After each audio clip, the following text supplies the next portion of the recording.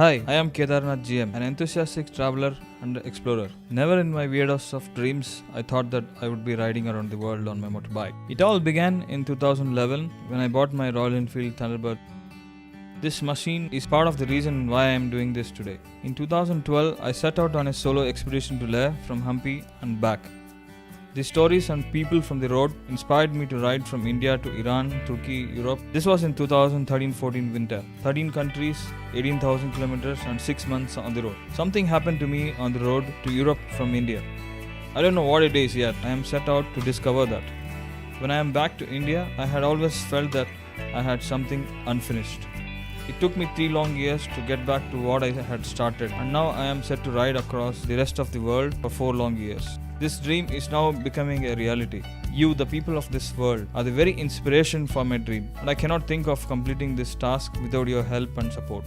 I hope to meet as many of us as I can and take your stories to the world. Take your kindness, your love and affection. I envision a borderless world, the borders which we created long back in our mind, the barriers that we built for each other in our hearts. We have been given a beautiful world full of opportunities of freedom, opportunities of wealth, opportunities of love and peace.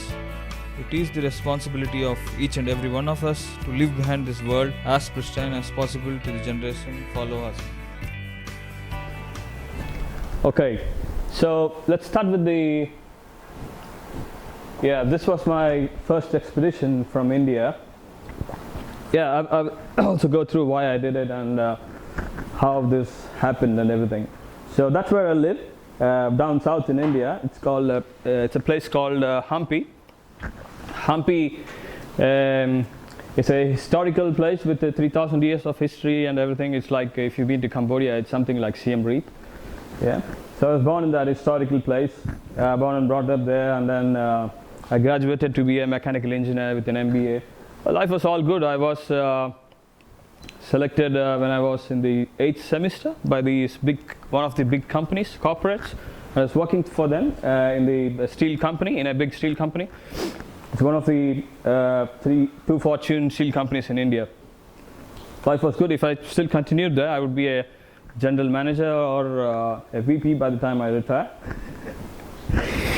But then one fine day, there was a big project. I finished a big project and I said, okay, I'm fed up of this. I need a break.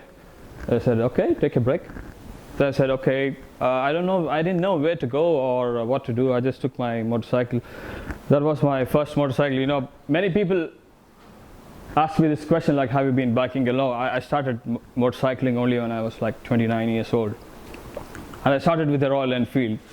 And so I went across whole of India and then came back home. I was sitting at my study desk and I was so impressed by the whole idea of going around your own country and meeting this very humble and simple people. You know, there was this one simple question for which I tried to find an answer. How simple is life, or how complicated is life? So when I came back home and I was looking at everything, and I saw like 5 pairs of shoes. I had 1 pair for the basketball, 1 pair for the jogging, 1 pair to squash or badminton, and 1 for my office shoes, and 1 for casual. So that like 5 or 6 pairs.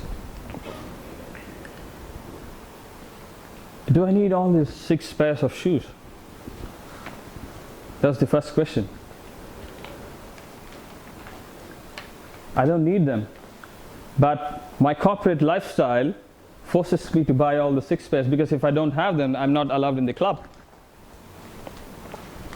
Back in the villages of India, people had no footwear to wear, but yet they were all happy. They were playing basketball like me. You know, that's okay. They play football, they play basketball, they play every game what I play. Okay, except for squash, you need like big investment for that.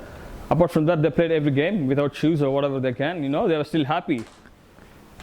So that was the question, like, you know, how complicated can we make our own lives, or how simple can we make our own lives? So, yeah. So that was the starting point. And I said, okay, if this is the lesson I could learn from India, maybe I'm being so stereotypical because it's just my country and it's just my people around, and that's what I feel about. Why not go outside India, say like take this most sophisticated country like Europe. Okay, why not go from here to Europe on my motorbike and see how life is there? I've never been to Europe all my life, till So I thought, okay, that will be interesting. Let me go to Europe and find out how life is there, how simple or complicated life is, or how people are there. Then I sat on my desk and looked at, and the shortest way was through Pakistan, Iran, Turkey, and then to Europe and everywhere. So the first neighboring country, very friendly country, Pakistan. So I went to the embassy to apply for my visa. I said, okay, there you go. This is my application for the visa. And the ambassador of the Pakistan ambassador, he was there at the consulate on that day, and I was asked to wait in a separate room. They were clearing all the applications and everything. They were asked, and then I didn't know why I was asked to be in a separate room for a long time, almost 3 hours. And then the ambassador comes down, and then I was put in a small room with him. And he asked me in Urdu, which is like because he's from Hanji Janab, kya chahiye? Means, please tell me what can I do for you? I said, I just need a visa. Why do you want to go to Pakistan? I had my map and everything. I showed him everything, and then, okay. But why do you want to go through Pakistan? I said, sir, this is the most favorable and shortest route for me to get to Europe. Otherwise, it's going to be so difficult going through, Tibet and Afghanistan and Turkmenistan and everywhere. This is the shortest possible route and the easiest way to get into Europe after Iran. So he was convinced that I wanted to go through Pakistan with my motorbike. And then after all these things, he said, okay, write me an application addressing to the High Command of Islamabad. I will do my best. What can I do? And I will inform you in a week's time. I didn't get any response. Like, he gave his number and everything. Whenever I call him, he will say, your application is right in front of my eyes, and I have not heard any response or any answer from the Islamabad High Command. I was getting frustrated. I thought, okay, during all my life, I just wanted this one simple thing to happen, and this is not happening. There were two choices in front of me. Either shut all these things and then go back to my usual corporate job, work 9 to 5, wear the shoes, go to basketball, wear the shoes, go to the squash, wear the shoes, this is the lifestyle I should follow. There are two things. And then I said, okay, no, I'm not going to do that, because the lesson what I learned in India is not that simple. It came to me through in a hard way, by traveling 8,300 kilometers in India itself in 30 or 39 days. So it's not a simple thing. It's a very difficult thing which came to me, and I should not waste it. So I sat before the map once again and thought, how about going to Iran? It's the next neighboring country. So I went to the Iranian consulate and asked them, can you give me a visa? I want to go through your country with a motorbike. I said, yeah. How simple is that? And then I said, I asked him once again, because I couldn't believe myself.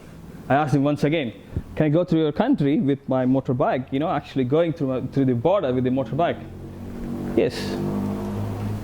Okay, I was very happy. Now the trouble, or the big problem, is how to take the motorbike to Iran. This Pakistan is not giving me visa. I have to start my journey from Iran. So I thought, okay, let me ship the motorbike to Iran, or fly the motorbike to Iran. So I did a lot of homework, a lot of going to the aviation companies and speaking to them, and a lot of exercise. And finally, one aviation company, which is the Iran Air itself, accepted to fly my bike from Mumbai to Tehran. It was a bit expensive, 4 times than the ticket cost of me. But still, money can come and go, but your experiences and the learnings, it can't wait for you. So I flew my motorbike from Mumbai to Tehran in September 2013. That was the beginning of the journey. I was so excited that finally I'm going to explore all these countries and find out what it is for me. It was not so easy in Iran. Nobody spoke a single word of English. Even the biggest person in the customs, he spoke only 3 words of English. Yes. Yes. Yes. I was in front of him telling, "Sir, my motorbike is with you, it's in the customs. I want to take it outside." Yes. And finally, after a lot of explaining to him and showing my pictures and everything, and he wrote something in a piece of paper. He tore a piece of paper and wrote in Persian and gave it to me. And I took it outside, showing this piece of paper written in Persian to everyone. Okay, somebody understand this? Please take this. This officer gave this to me. And they took that piece of paper, and this girl sees this piece of paper and she gets furious and she says, "Inja, no, Inja, no, Inja, no." Then after 2 weeks I understood what's the meaning of Inja. Inja means here in Persian. Inja no means not here. So that document was not supposed to be processed there. It was supposed to be processed 40 kilometers inside the city, somewhere else. Okay, a lot of hardships. I took my bike outside after 3 weeks in Tehran, going through all the different offices. And in this process, they taught me Persian. They taught me Persian poem. Yeah, very good people, very hospitable people. I was never hungry in Iran and Turkey and anywhere in these parts of the world. So, but the only question people had, why is this guy on this motorbike trying to cross the borders? I reached the border of Turkey, Iran and Turkey. That's like the Taftan. And as soon as I was at the gates, like the big metal gates, and the customs officer, the first at the border, at the international borders, okay, when you go into a country through flight, you face the immigration office, immigration police, the customs officers and everything. But at the border, you first face the border control force or the army. In some countries it's the army, some countries it's the BSF, border security force. So that they take nobody's shape. They only report to the commander-in-chief. So if they say no, no. Only when you clear the border security force, the military, and then comes the immigration, then comes the customs, then comes all these people. So to cross that border, it almost took me 5 hours from Iran to Turkey. And after clearing all this, when I came to the customs, the first question the customs officer asked me is, "Do you have any weapon with you?" I said, "No." "Do you have gun?" I said, "No." And then the next question he asked me, do you carry any drugs with you?" I said, "No." And then he was more specific. "Cocaine, afim, hashish?" I said, "No." After all this, no, okay. Now we're going to scan everything. They scanned my luggage, they scanned me, and then they were totally satisfied. And now they were looking at the bike, and they were speaking among, "Yeah, let's scan the bike also." They took the bike, and there's a big scanning machine. They put the bike in the scanning machine. That was funny. But it was a good experience. And then I rode all my way to Turkey. People taught me Turkish. But everywhere in the border, when I'm crossing the border, this is the learning. Which on the other side of the border, people are very curious.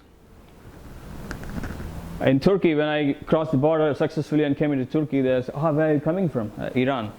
"How are the people in Iran? We hear that they are very bad people there." And then now I should be politically correct, you know.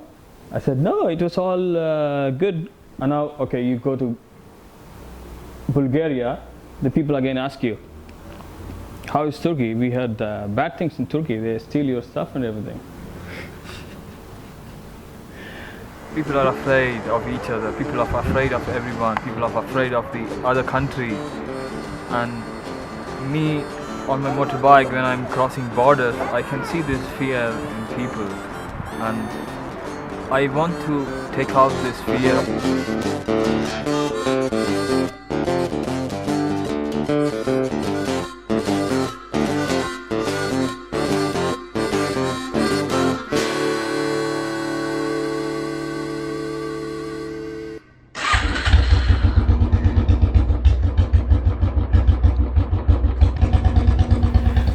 During all my expedition, all my stuff was on my motorbike. Indeed, people were afraid of me, and they were, you know, because like, you know, I had my beard and my jacket and everything. They thought like, you know, I'm like a savage, or, you know, I'm like an outlaw or something. They were indeed afraid of me. They didn't cause me any problem, or nobody stole any stuff from me, not even a single thing. I had my camera on the tank bag. Had my water bottles, everything. Not even a single thing got stolen. Nobody even touched my stuff. I camped everywhere in these places. Nobody caused me a problem. Indeed, like when I'm alone, people approached me and, you know, gave me food, water. Some people, not shelter, because in Turkey, there's a very interesting story in Turkey. I was in this a Kurdish village during that time. Even now, there is this Kurdish and Turkish revolution is taking place. I was in a Kurdish village. It was a small village. I was cold, and I went up to the biggest house, because in the villages, the biggest house is the village chief or whoever it is. I went there, stopped my bike. I was explaining him like, can I put my tent here? And like some 10 women come out of the house, and some 20 children are there. So I thought, okay, I think the whole village is just this one house. And then the head of the house comes running from down the slope. He's like, you know, losing his breath, because somebody already told him like a stranger has come to your home with this motorbike and he's speaking to your woman. He's running, losing his breath, and he's running up the hill. And then once he's there, yes, mister, what you want? I don't want nothing. I just want to camp. I want to put my tent here. Okay. Okay. Then he starts in Kurdish, you know, talking to all these people. And they bring a mattress, put a mattress, and then they bring ayran. Ayran is your buttermilk, sour buttermilk. And then they bring bread, and they bring dates and everything. There's a small feast. And I said, okay, eat. I was eating slowly. He asked me, where are you from? I said, from India. He doesn't understand. Where are you from? I'm India. Okay, then I take my passport and show him. Hindustan. You need to say Hindustan. Hindustan, yeah, Hindustan, okay. Then I eat a little bit, and then I say, okay, you camping my home, no problem. But police problem. I didn't understand him. So can I camp here or not? You camping here, my home, no problem. But police problem. I didn't understand him yet. Like, hey, okay, police has a problem if I camp in your home, so why I will camp outside? He said no. Then he explained to me like Kurdish and Turkish, but I didn't understand anything. I was never watching the news. I didn't know what's the problem in Turkey. Then he took me to a place 10 kilometers away from the village, showed me a place, said, okay, this is the place, you can camp. I camped there. Look at the hospitality of this guy. In the morning, he brings me breakfast. I eat my breakfast, and then I make my way to up north and Bulgaria, now entering into Europe. I was so excited. Okay, it's going to be very different. But no, you get into Bulgaria, the same question. We heard the people in Turkey are very bad. They steal all your stuff. So when you go to Romania, the other story. A lot of gypsies there. Be careful, man. everywhere. And then I go to Germany, they say Germans are too rude, okay, be careful, they don't talk to you properly. And then I come to the French, and then they ask, what do you feel about the German and French, who is good? The Germans are so rude, right? The French are better. So everyone has a perception about a country, and maybe this perception is created by someone, but we don't try to change it. Nobody has tried to change the perception, and it is just there. And still India is known, when I was traveling there, still India is known as a country of snake charmers and stuff like that. Still they still think that Gandhi is alive. Yeah, some places in an old man came to me, and then they was asking, how is Gandhi? Is he doing well?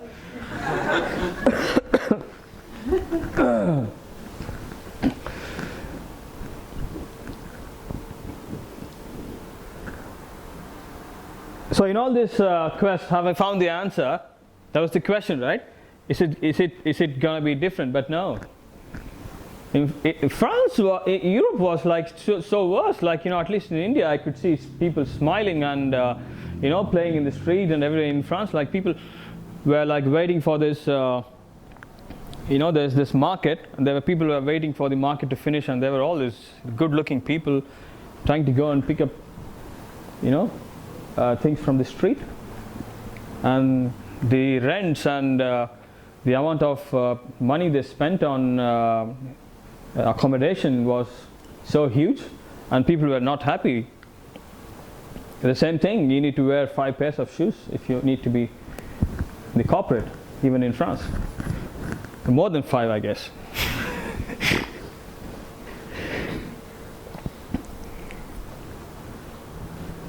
So now the question is it like we are complicating our lives by ourselves, or do we have a choice?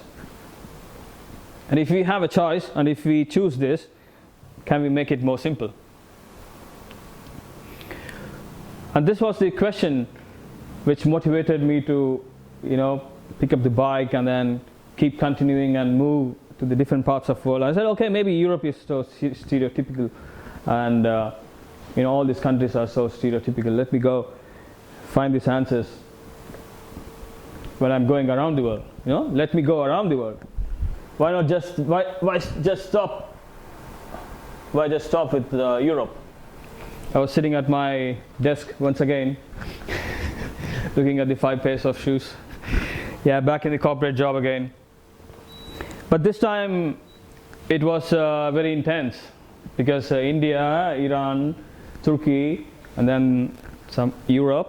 This time it was intense. I couldn't even wear the shoes to go to play basketball, Yeah, so this time the questions were different. Now I decided, okay, I want to make my life simple. Okay, I don't bother about other people. I want to make my life simple.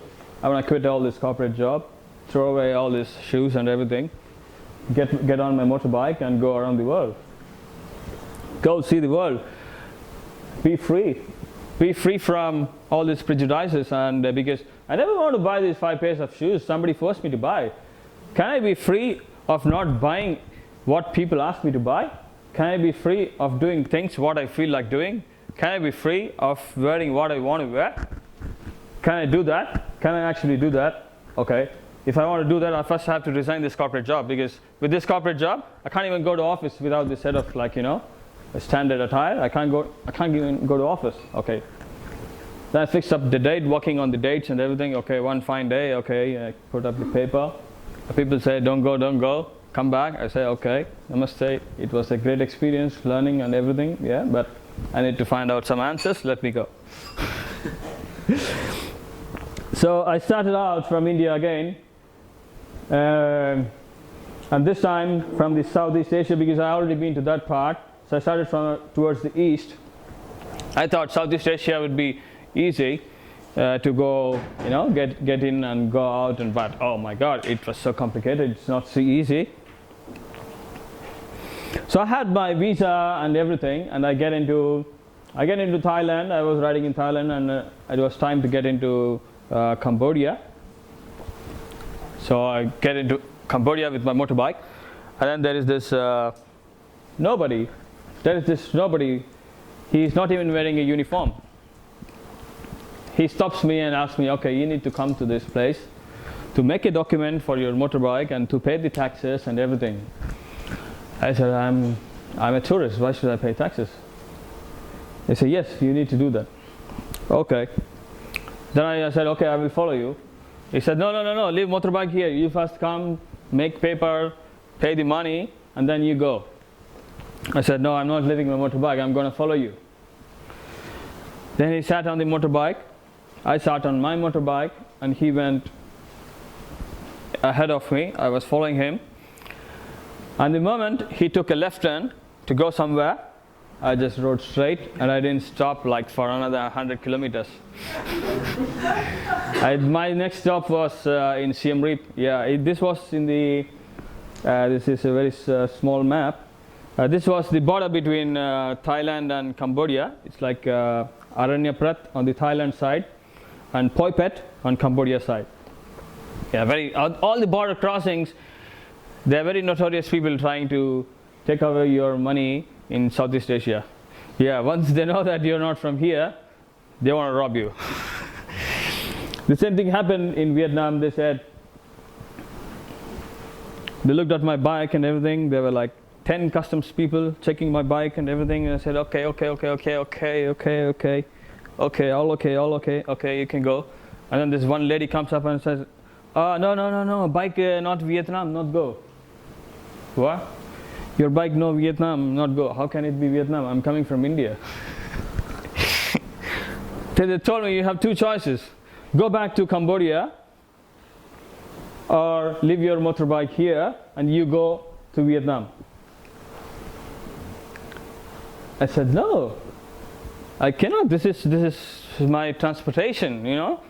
I cannot go back, or you know, I cannot go without the motorbike. I have to see all the luggage and everything. I have to go with the motorbike. They said, no, two choices, choose. Then I had to think, and I said, okay, it's good to be in Vietnam and you know, pull some strings and get the motorbike inside than to go back to Cambodia. Because back Cambodia again, you know, the same story there. Once you cross the border, they say, okay, you're gone from there. So I said, okay, leave the motorbike here. I go to Vietnam. They put all my stuff in a bus. I didn't sleep for a week in Vietnam because no motorbike. I couldn't move anywhere, just in a hostel, trying to think and everything. Yeah, finally, I went on the after a week and then 10 days, I went back.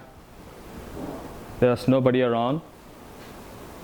I just took my motorbike and came in. Yeah, I just rode it. And then I tried crossing all the borders and here and there, and I wanted to come to Australia. But again, I can't fly or ship it, it's so expensive. So I flew into Sydney from Malaysia. And then, yeah, I have to start. I'm in Sydney now. Got the motorbike from Melbourne, rode from Melbourne to Sydney last week.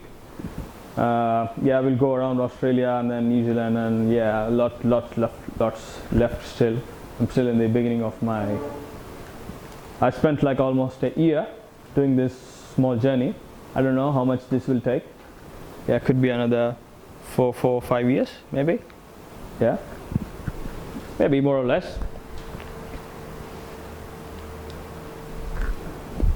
So you know, the more you travel, the more you go around, the more you meet people, you know, your ideas and your perceptions and your goals and your mission and vision, it changes.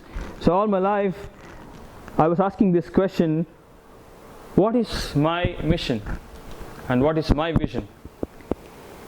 Always came to me was the mission and vision of my company, because they made us by-hearted. What's the mission? To produce so much tons of steel, which is like, you know, so good in quality and blah blah blah blah. What is your vision? To be the one of the best steel manufacturing in the world, and you know, blah blah blah and everything. And it occurred to me one day, like, you know, okay, so why I'm here, like what is my mission? What is my vision? That's someone else's vision, someone else's vision or mission. What is my vision? And then it occurred to me, like, okay, I'm having this so much of hurdles crossing borders and getting into countries. Why can't we see a borderless world?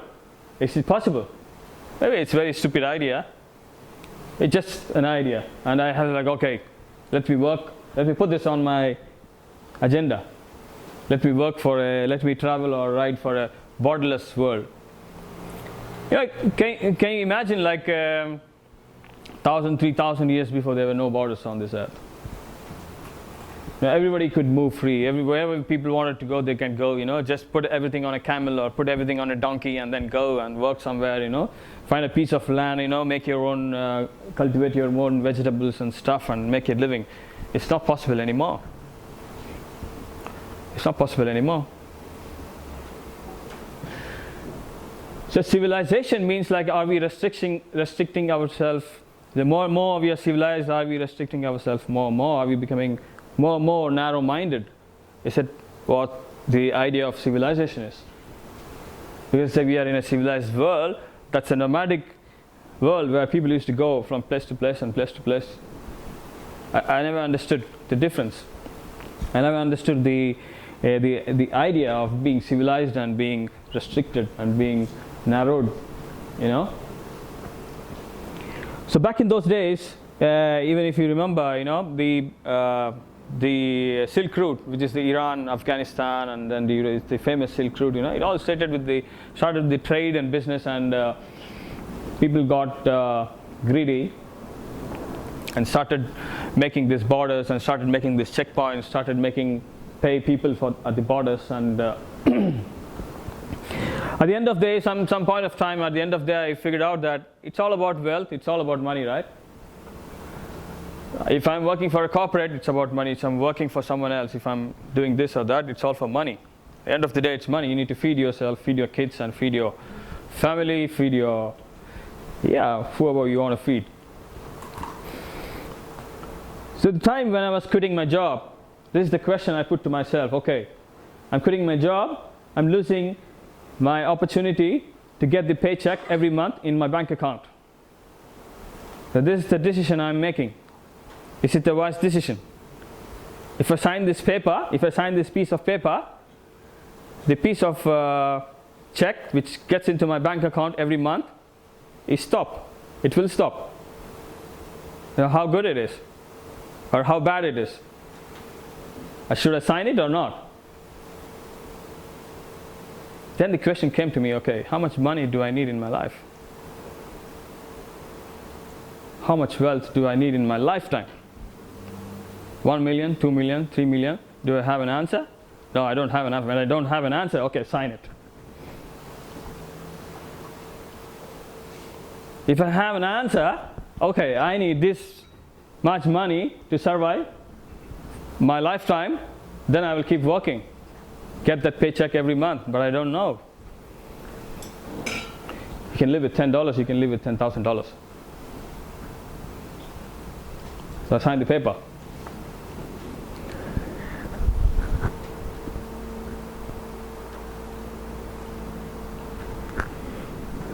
So back in those days, there were very few people in every nation who fought for the freedom. In India, it was Gandhi. In South Africa, it was Nelson Mandela. Different people, and even in the Red Indians fought for their freedom. Everybody fought for their freedom and finally got their freedom. And today we say we live in a free world. Back home, they say, okay, we are a free nation. Any country I go, they say, yeah, we are a free nation, free country. But I don't think so. We're really free. Do you think we're really free? It's just a notion. Freedom is just a notion given to us, and it's been used very politically this day, the word freedom.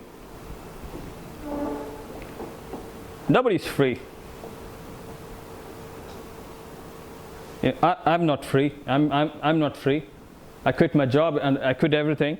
I name myself as no countryman, but I'm still not free. I can't step out and step in whenever I want. I can't cross, I can't get in to any country. Yeah, okay, if I'm, say for example, if I'm a good swimmer, for example, if I'm a good swimmer, very good swimmer, I start swimming from Australia to New Zealand. Tomorrow I start swimming to New Zealand, and finally I reach New Zealand. Would I be accepted?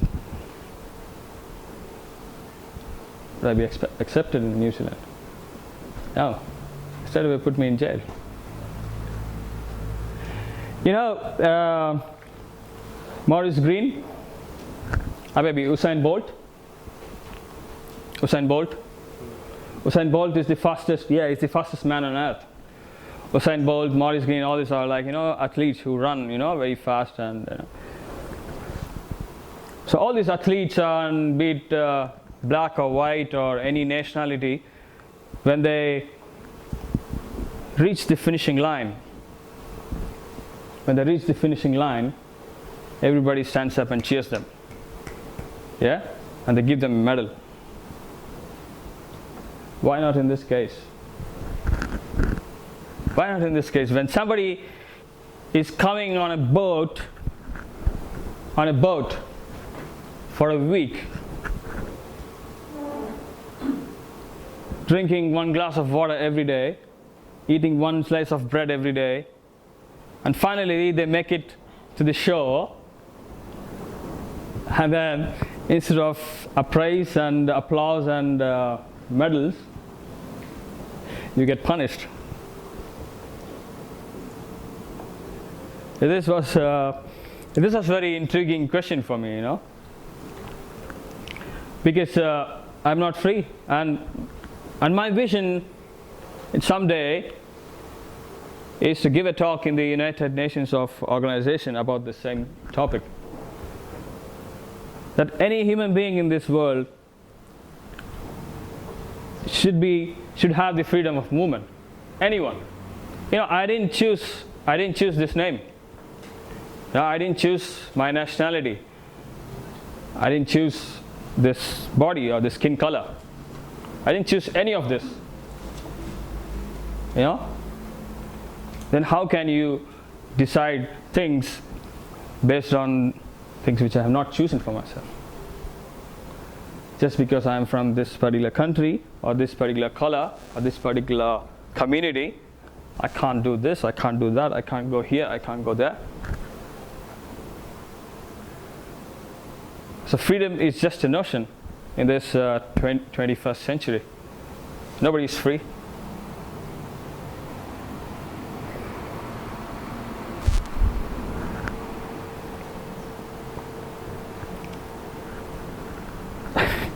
Believe me, friends, I've done my engineering back in India, done an MBA.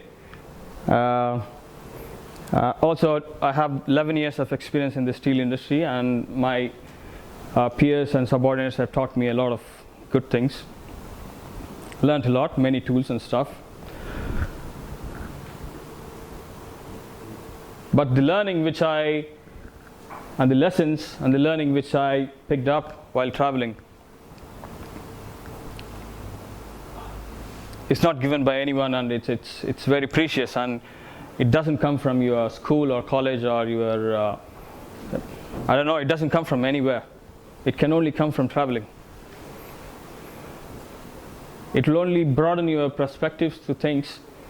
It depends on what kind of traveling you're doing. You should be if you are like a modern traveler, just like looking for fun, then no. But the best lessons I have learned is from traveling.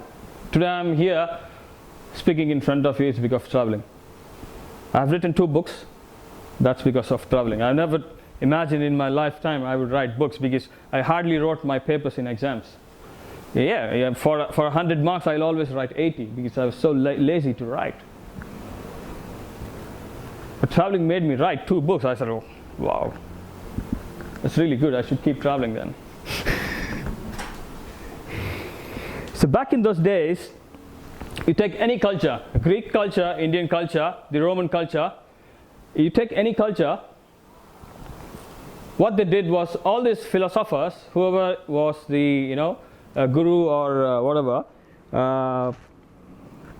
the disciples were set to travel for a while after the teachings. Even in the Greek, if you study the Greek history and the Roman history, after a while, after they have been taught like some lessons of politics and demographics and that and this, they set them to travel their own country or to the provinces, to other provinces and everywhere. That whole link is missing today. I thought it's only missing in India, but it's missing in every culture. We become so busy in our own cycle of whatever it is, buying pairs of shoes. Travel now is a business. There are many travel industries and booking agents, and it's a business. Nobody thinks it as a learning tool now. But if you look at our history, that's been the major part of learning, and that's a very big missing link. So I just want to say one line before I end my talk.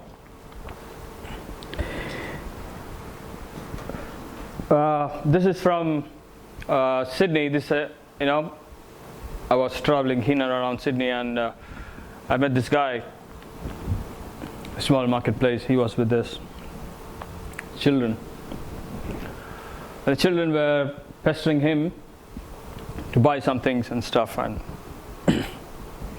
he says to them, "You should be thankful to God that you are born in a country like Australia." I was at the corner, listening to the whole scene. And he continued explaining to the children, back home, I don't know where he's from, or back home people don't have food to eat. It really put one question. Is that like being born itself is a sin, You don't have any control on it. You don't have any control where you're born. But when he said those words to the kids, it really, struck me a lot. And are we not responsible for that situation? We're directly or indirectly, every one of us is responsible for that situation, whatever that person says back home. If somebody is having more, that means somebody has not to eat. If somebody has less to eat, that means somebody is eating more. We are all a family. Earth is a big home, and we are a family, and someone eats more, someone has to eat less. That's all. Thank you very much for coming.